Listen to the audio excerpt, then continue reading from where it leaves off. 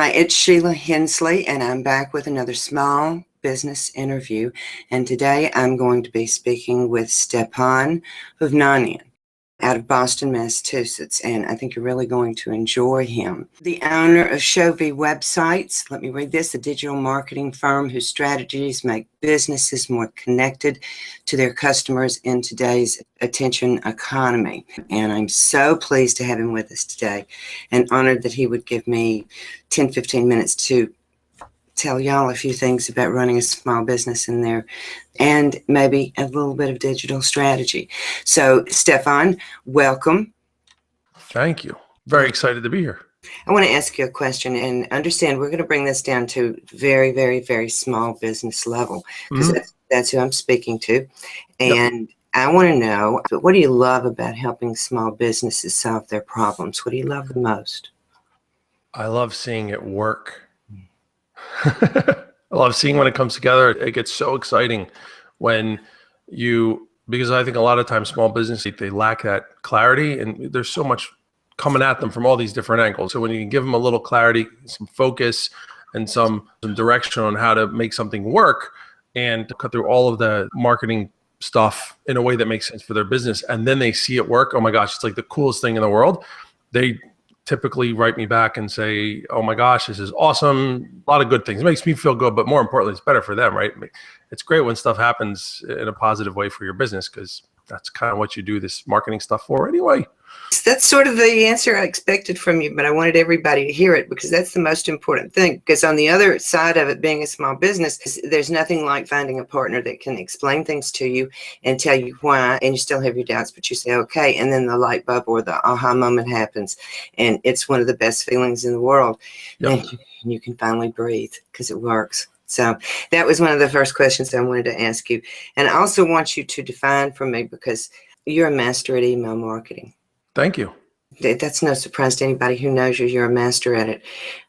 And I want you to define for me a small business who has not done it before, and they're being told what they should do and how they should do, and given these percentages and that kind of thing. The people that they should be getting back in touch with are people that they've done business with, actually exchanged service product for money, or the people who have contacted you off your website, phone call, whatever. You should definitely be getting back in touch with those people, and what I call, rather than email marketing, communicating with them, letting them know you're there. I would qualify it a little bit further and say, just remember that in today's day and age, your inbox is probably one of the most sacred places that you have. Your mother emails you, your sibling emails you. This is where all of the things you buy online, like that's where all that personal, confidential stuff comes to you via email. It sounds kind of cheesy, but like I feel like there's a lot of sanctity in your inbox. It doesn't matter who you are, business to business, business to consumer, it doesn't matter. We're all people. If you start looking at the inbox as a place where you can just blast a message, that used to work. And it probably worked at scale, and it probably still works at scale. You send 3 million emails out and you tick off a few people, who cares? But in the grand scheme of things, the people who are going to be super, super successful moving forward with marketing are going to be the ones who treat that relationship in the inbox with some level of integrity and some level of respect. So to kind of expand on your question, Sheila, you have the people that you've been in contact with before that have inquired. You have that bucket, people that aren't really customers. You have the people that are customers. I would add a bucket where, like yourself, like you and me, we probably won't buy from each other.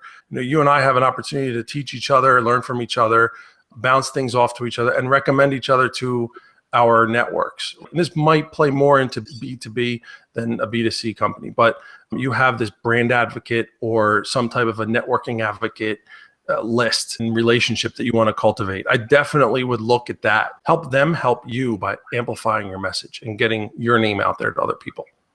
And you might even get a chance to help them, which is the very best of all worlds, because those things are not forgotten at all. I want to keep this short and concise. I do want a commitment for a follow-up. Okay. I say it so you can't say no, because we can't get it all in one session. There's just absolutely no way. But my question to you was going to be, how do I not become that small business? the one that does not respect the sanctity of the inbox? A big part of it is understanding it isn't about you. It's about them. It's their inbox, their relationship with you. If you look at it from the perspective of customer success, or again, it's how can I help you use my stuff better, use my product or service better? How can I help add value? If I'm adding value, it sounds so cheap. Everybody in the world says when it comes to marketing, oh, add value, add value. But really, what is it? It's success. How do I make you successful? That's my goal. I want to make you successful. And I'm just happen to be doing this through your inbox. I could be doing this through flyers and newsletters that I mail. Like we could do seminars. There's all kinds of ways to do this. I want to make you, in this case, successful through your inbox. A couple of different things you can do is to break down your email list. I highly recommend planning things out. So break down your email list. What kinds of people do you have on it? What kind of content can you send out to them? Don't send them to a competitor website, but if there's a good industry blog or some industry information or research report, or, something that comes out that is going to be valuable to them and help them become a better buyer of your services, a smarter buyer of your services, you send that out to them and you tell them why. So this is why I think this is important. I think this may be an unfair question. Do you prefer the newsletter style contact communication or the single subject? I have this for you, short, sweet, to the point. Yes. I thought you were going to say depends on what you're trying to accomplish. So I think thing. you just did. Excellent, excellent. I have found a little bit more success through that single, highly focused email. You have a lot of opportunities to set up your point, to really kind of get your point across really well. And you give them a couple of different options to click on, which is cool. And also you can style it a little bit more like a regular email. So it looks like, even though it's HTML and it's tracking opens and things like that, it looks like an email that I would send to you. It's a regular old email. So that there's that extra level of familiarity to it. So people are a little bit more likely to open and act on it. But the one challenge with that is you probably have to send more email if you're putting out a bunch of content or there's a lot of information that you want to send to people. So that's where the newsletter style comes in pretty handy. You're going to make a mix of this. Your entire program is going to have a mix of both of these, and you're going to send them to different kinds of people. But the other cool part about the newsletter one is you can put in a couple of different topics. And so like an example I love to give is a friend of mine has a biweekly email that she sends out. And in the email, one of the things that she puts in there is a video. And if anybody who watches that video would be likely to be a customer or a lead. She does it on purpose. So it's not a sale, it's not a promotional thing. There's a high likelihood that anybody who's going to connect with that topic is going to be somebody worth following up with as a lead.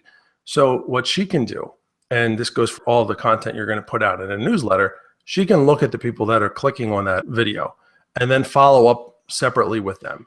So that's kind of the one benefit of having a newsletter with multiple ideas and multiple calls to action and things like that.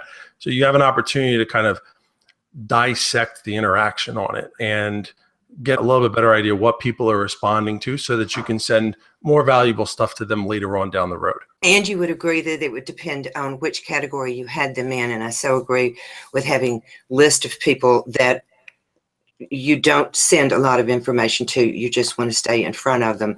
So when they get ready to come back or they have a question, they'll come back to you. And the more information you have in the email are those people who want to hear from you. You know that, you have experience with it, and you would have them divided up in that manner for that purpose. And that's where the strategy comes in, right? You don't have to plan this all out, but the challenge you're going to run into down the road is can't compare those things, right? It's what's that, like correlation does not equal causation, like those kinds of things. You have no idea really what spurred those stats. So at least if you plan it out a little bit ahead of time and you say, all right, I know that if I put this information out there, this is what I'm expecting. It isn't necessarily analyzing the stats on a single email. A lot of, like, if you go back to my example, the reason somebody would send out an email with lead gen content in it is so that they can send a follow-up. And so it's really, you're looking at stats now so that you can project into the future and you can interact in the future. And I'll tell you, this is a rabbit hole that you can go like really deep into. So really, I mean, there's so much sophistication with email marketing, like with tools and whatnot. You can go down this rabbit hole. It's fun, but at the same time, in most cases, it's going to be totally overwhelming. That would be another suggestion for smaller businesses. Just kind of take a step back, look at the real important things, moneymaker services, stuff like that. Really just focus on those. And then little by little, maybe you can add some other stuff. But most small businesses, they're going to have small lists.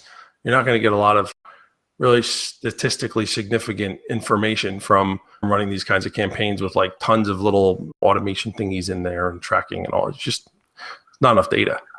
I think for small businesses, the most important thing you said is the strategy beforehand. Stop looking at the statistics right now because they're not going to tell you a story. After a while, yes. But the most important thing is your strategy. What do you want to accomplish with this action? Are you just staying in touch? Are you giving them additional information for hopefully doing business with them again? And your strategy from the very get-go will serve you better when you're looking at stats later on, because as you say, there's some volatility in the stats that you're looking at. You don't really know where it came from, but if you know your strategy, you'll know whether it's working or not from a lot of different sources. And don't go down the rabbit hole unless you've got someone holding your hand, and I highly recommend that because there's a lot of information out there. I've been the victim of the inbox abuse. I did not handle it very well. They had to go away. I did not like it.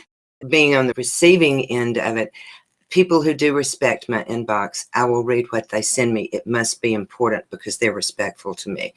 A small business has to put themselves in that position. I think that would be a good thing to do, but the strategy, I think, was the most important thing that you said. That's really all we've got when we first start out to see if something's going to work, and really get with somebody who can analyze that so you don't go down that rabbit hole. And I think generally speaking, if you're in business, a professional service firm, business to business, that kind of thing, or even if business to consumer, but your professional services firm, real estate, interior design, mortgage, insurance, those kinds of things, you have a long time between touch points or between engagements or referrals. So your main goal is touch points. Your main goal is just staying top of mind. Your main goal is to be referred. Years and years ago, there was a number from the National Association of Realtors. It was like, everybody knows two people that are looking to buy or sell a house. I don't know if this is still true. If you think about that, if I have a list of 500 people, that means that I have the potential to connect with 1,500 different people that could be looking to buy or sell a house. That's awesome. That beats the heck out of direct mail and all that other stuff. If I can get just a small percentage of those people to recommend me and to remember, oh yeah, Stephan sells houses. Next time I hear one of those two people, I'm going to say, oh, I got your guy for you. That's kind of what you want with the email marketing, is just to have those touch points, build that trust, and be the person that people are going to want to refer to. On the business and consumer side, if you're selling things, then there's all kinds of different stuff. You have your sales and your promotional things, and there's a lot more, probably a lot more involved from a strategic standpoint, but that your goal obviously is going to be sales. Like your goal is I want people to buy stuff from me when I send them an email. I also want those people to be champions for me, and I want them to recommend me and pass the word along. Because again, now in this era of social media, we all have very big networks, and that power of recommendation is huge. I can give you stats from whatever website I go to is going to be a different stat, but it's up there, people. And just as yourself, you know that, where do I go when I need, you go on your Facebook newsfeed, there's going to be at least 7 or 8 consumer products every day that are going to be there. People are looking for suggestions. It's all about that word of mouth. And so you can do the word of mouth through the email. You're in great shape, because all of a sudden that's how people will they'll recommend you on Facebook by saying, oh yeah, somebody's looking for this. Well, I've got the guy for you, and I love their emails, and I've already got that built-in trust. I think it's very, very important. And small businesses also get bombarded by marketing through email. So they start off with and I know this because I've talked to them, they start off with a negative feeling about it to begin with because of their experience. But the more you do it and the more you have success with seeing a positive response for what you're doing, the better you'll feel about it. You'll know it will confirm that you're providing a service that is helpful, and all of it flows back to your goals. Agreed?